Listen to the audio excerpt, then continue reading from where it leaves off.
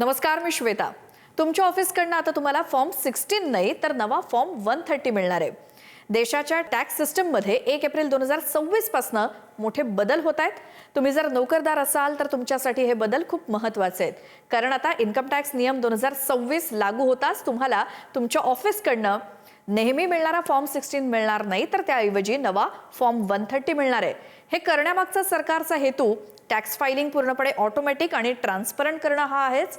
तर फॉर्म 130 हे एक डिजिटल सर्टिफिकेट असणार आहे ज्यामध्ये तुमची सॅलरी, कट केलेला टॅक्स म्हणजे TDS, डिडक्शन्स याची सगळी माहिती मिळणार आहे. आता तुमचं जे काम फॉर्म 16 वरनं होत होतं तेच काम आता फॉर्म 130च्या माध्यमातून आणखी बारकाईनं केलं जाणार आहे. तुमच्या कंपनीनं तुमच्या सॅलरीमधनं टॅक्स कपात करून सरकारजवळ किती पैसा जमा केलाय याचा देखील कायदेशीर हा पुरावा असेल.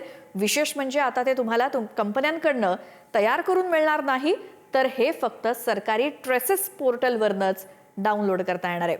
आणखी एक महत्त्वाची गोष्ट जाता जाता ती म्हणजे आता आयकर भरताना किंवा इन्कम टॅक्स भरताना तुम्हाला क्रेडिट कार्डचा देखील वापर करण्याची सुविधा लवकरच उपलब्ध होणार आहे. अशाच माहितीसाठी फॉलो करा, सबस्क्राईब करा, शेअर करा.